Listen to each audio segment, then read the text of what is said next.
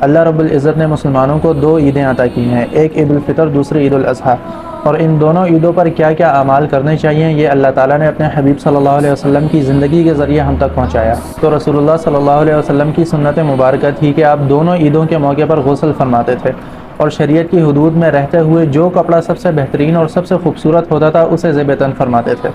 تو معلوم کیا ہوا کہ شریعت کی حدود کے اندر رہتے ہوئے انسان جو بھی خوبصورت سے خوبصورت اور عمدہ سے عمدہ کپڑا پہننا چاہے تو یہ مسنون ہے، آپ صلی اللہ علیہ وسلم کی سنت ہے۔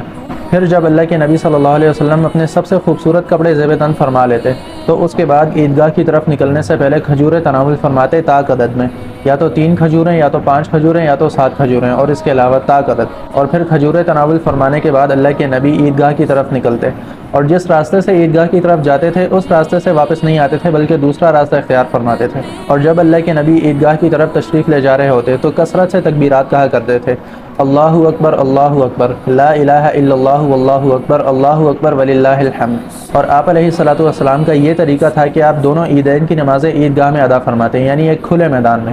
تو معلوم یہ ہوا کہ دونوں عیدوں کی نمازیں کسی کھلے میدان میں ادا کرنا مسجد میں ادا کرنے سے افضل ہے۔ اور پھر جب اللہ کے نبی عیدگاہ میں تشریف لاتے تو فوراً نماز ادا فرماتے، یعنی کہ اس سے پہلے نہ کوئی اذان ہوتی نہ کوئی اقامت ہوتی۔ عید کی جو نماز ہے اس میں کوئی اذان نہیں ہوتی، کوئی اقامت نہیں ہوتی، ڈائریکٹ نماز ہوتی ہے، اور اس سے پہلے نہ کوئی نفل نماز ہوتی ہے اور نہ ہی اس کے بعد کوئی نفل نماز ہوتی ہے۔ 2 رکعتیں عید ہی کی نماز ہوتی ہیں، اس کے بعد کوئی نماز نہیں ہے، نہ ہی اس سے پہلے۔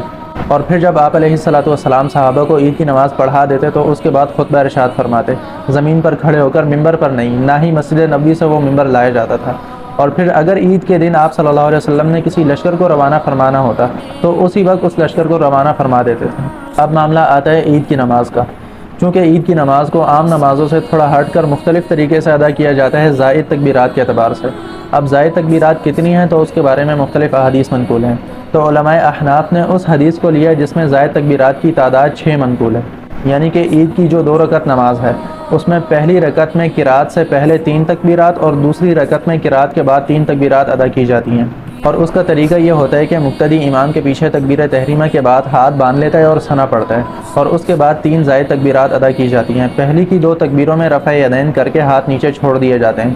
تیسری تکبیر جب کہی جاتی ہے تو اس کے بعد ہاتھ باندھ لیے جاتے ہیں اور قرات کی جاتی ہے، اور اس کے بعد نارمل نماز ہوتی ہے۔ اس کے بعد امام اور مقتدی جب سجدے سے اٹھ کر دوسری رکعت کے لیے کھڑے ہوتے ہیں تو پہلے قرات کی جاتی ہے، سورہ فاتحہ، اور اس کے ساتھ ایک اور سورت ملائی جاتی ہے۔